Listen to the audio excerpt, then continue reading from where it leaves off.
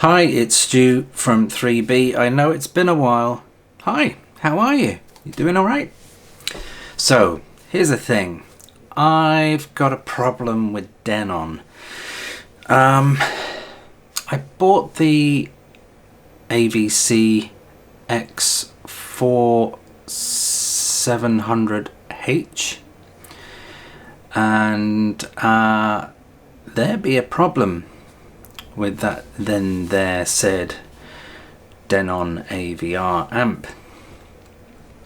And yeah, the problem is not just with that amp, but both of their new amps. So that'll be the Denon 4700. Now I'm starting to think whether it's 4600. I think it's 4700H, the one I did have. I now have the 6700H that has the same problem. So the question you're now sort of asking me is, what the hell is the problem, Stu? Well, it's a problem that I think is pretty specific, but I don't think not that many people will actually have it. What it is when you're connecting two outputs, or connecting, say in my case I'm connecting both a projector and a TV to that AVR or AVC, depending on where you are, you get the problems which you'll see during this video. They'll sort of play an overlay and what have you as I talk. And the problem is that for whatever reason, when both are connected and not on, I hasten to add, they're not both on at the same time, even though both amps can output to both HDMI outputs very well. In fact, I had the 4400H, the much older mid-range amp, and it did that very well indeed, no problem. So you can actually, if you really wanted to, run both a projector and your TV at the same time. Whether you'd really want to do that, I don't know, but you can do that. But right now with the 4600, I'm starting to wonder which one it is now. The 4700, it's the new one anyway, and the 6700, you can't do that. Even though it says you can, you can't. And as you can see in the footage, the B-roll that I'm playing, you'll see that it's just crapping out.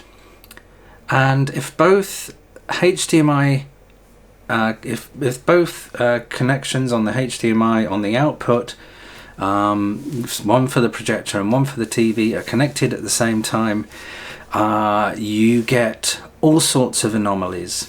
For instance, I've got a Optoma 4K projector, the laser one, the latest one that they do, and that takes forever to try and connect to Apple TV. And it doesn't necessarily just have to be Apple TV, it can be the Blu-ray player, it can be the PlayStation, it can be any device that's connected to the AVR amp, both on the 4700 and the 6700. The same also applied when I then try and watch, say the projector is turned off and then I watch the TV. The TV will then show a lower resolution of Apple TV. Like, I think it's like 720p, something really terrible. And no matter what I try and do, it will not show it in 4K. Or what sometimes happens, more often than not, the TV will just go on and off, on and off. Not actually on and off, but just sort of blink. So you have a picture, then you don't have a picture. Then you have a picture, then you don't have a picture. And I know it's not the TV doing that, because if you then get the menu display up for the AVR amp, that is doing the same thing. So that is the signal being sent from the AVR amp to the TV. It's not the TV trying to read it. But as soon as you unplug one, and it doesn't matter which, either of those HDMI outputs and you just have the one connected, it works fine. But you have both connected on both the 4700 and the 6700, they crap out. I don't know what the problem is. It's got the latest firmware on. I have the latest firmware on both of those, and you're wondering why I'm saying both of those. It's because I've owned both. I upgraded to the 6700 in the hope that maybe it was just an issue with the 4700, but the 6700 has the same issue on both outputs. They are both incredibly good amps, and I will be doing a review of both of those, having owned both of those for a while, as to whether you would be better off with the 4700 or the 6700. And it all really depends on what's important to you and how many speakers you want connected to it. So that's it. I really wanted to do a review, and I still will do a review of both because I've owned both. But at the moment I'm unable to do that effectively because there seems to be a real issue. Because if you want that kind of amp and those outputs, the reason you want those outputs is because pretty much you will be very likely having it connected to a TV and maybe even very likely to a projector as well. And when doing that, it just craps out. I don't know what the issue is. I wish I knew. I've tried all the fact finding and fault finding I could. No. Couldn't figure it out. So if you have some ideas, I'd be very grateful. Right now, I watch pretty much everything on the projector simply because it's a lot easier, and eventually it finds the signal and it doesn't screw it up like it does on the TV, where it's just showing a 720p version of what it's sort of Apple TV, which is awful to look at. You can't look at it.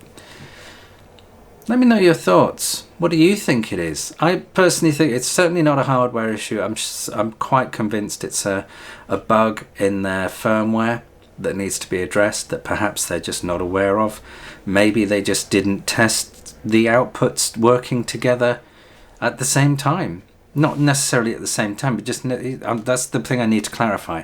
They're not necessarily working at the same time. It's just the fact that they're plugged in is enough.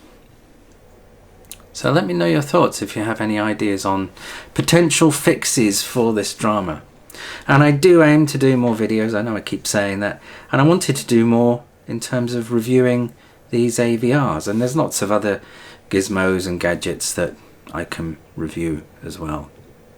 So yeah, if you've got any ideas, I'd be very grateful, because I believe I've tried everything I can. New HDMI cables,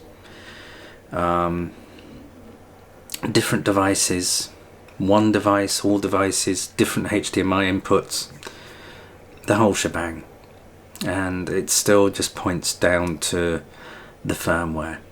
So come on, Denon, if you're seeing this, if you're getting the opportunity to see this, perhaps now is the time that you maybe should look at fixing this. And here's an interesting point. On the 4400, I had a similar problem when connecting both a projector and a TV at the same time. That wasn't anywhere near as bad as this one. I would get a dropout at around about 50 minutes or so. But if you just had the one connected, it wouldn't do it. So that's interesting, that it's still potentially a bug that's still coming from older parts of the software. Yeah, interesting. Anyway, if this video is of interest and you want to see more like this and see where all this goes, please consider subscribing. Give me a thumbs up, that's always very helpful. And I will be doing more of these and more things in general. See you very soon, take care, and thanks again, take care, bye bye.